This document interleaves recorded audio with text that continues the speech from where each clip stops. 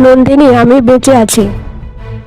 একদিন ভোরবেলায় ছোট্ট গ্রাম চন্দ্রপুরের ডাকঘরে এক অদ্ভুত চিঠি এলো। চিঠির খামে লেখা ছিল নন্দিনী সেনের জন্য, কিন্তু চিঠি খুলবে পূর্ণিমার রাতে। ডাক পিয়ন অবাক, কে এমন চিঠি পাঠায় যেটা খোলার সময়ও লিখে দেয়। চিঠিটা গ্রামের স্কুল শিক্ষিকা নন্দিনী ম্যাডামের হাতে পৌঁছালো। নন্দিনী ছিলেন খুবই দয়ালু ও বুদ্ধিমতী, কিন্তু তার জীবনে ছিল এক গভীর দুঃখ। 2 বছর আগে তার প্রেমিক অর্পণ এক দুর্ঘটনায় হারিয়ে গিয়েছিল নদীর ধারে। চিঠিটা হাতে নিয়ে তিনি থমকে গেলেন। লেখাটা ঠিক অর্পণের হাতের মতো। চাঁদের আলো পুরো গ্রামটা ঝলমল করছে। নন্দিনী অবশেষে চিঠিটা খুললেন। ভেতরে লেখা, নন্দিনী, আমি বেঁচে আছি, কিন্তু আমাকে এখন দেখা যাবে না। গ্রামের পুরনো বটগাছের নিচে মধ্যরাতে আসবে, সঙ্গে নেবে একটা আয়না। নন্দিনীর শরীর কেঁপে উঠল। ভয়, বিস্ময়, ভালোবাসা সব মিলে যেন মাথা ঘুরে গেল। তবুও তিনি গেলেন। বটগাছের নিচে বাতাস হু হু করে বইছে। নন্দিনী আয়নাটা মাটিতে রাখলেন। হঠাৎ আয়নাটা ঝলসে উঠল, আর তার মধ্যে অর্পণের মুখ দেখা গেল।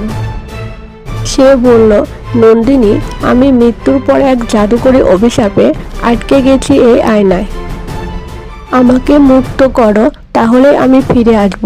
নন্দিনী কাঁদতে কাঁদতে বলল, কিভাবে? অর্পণ বলল, সত্য, ভালোবাসার সাহস এই দুই অভিশাপকে ভাঙতে পারে। কিন্তু যদি ভয় পাও, তাহলে আমি চিরদিনের জন্য হারিয়ে যাব।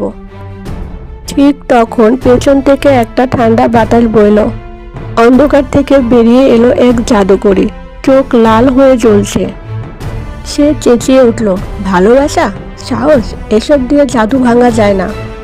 কিন্তু নন্দিনী এগিয়ে গিয়ে অর্পণের মুখ স্পর্শ করলো, আয়নার উপর হাত রেখে বলল, ভালোবাসা জাদুর চেয়ে বড়। সে মুহূর্তে বজ্রপাত। আয়নাটা ভেঙে গেল, আলো ছড়িয়ে পড়ল চারিদিকে।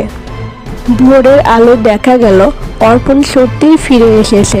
গ্রামের সবাই অবাক হয়ে গেল। জাদুকরী মিলে গেল বাতাসে, রেখে গেল শুধু একটা কথা, যে ভালোবাসে নিঃস্বার্থভাবে তারই হাতে সত্যিকারের জাদু থাকে। নন্দিনী আর অর্পণ নতুন জীবন শুরু করলো, আর গ্রামের শিশুদের শেখালো ভালোবাসা, সাহস আর সততা, এই তিনটি পৃথিবীর আসল রহস্য। পরের পূর্ণিমায় রহস্য আবার ফিরে আসবে।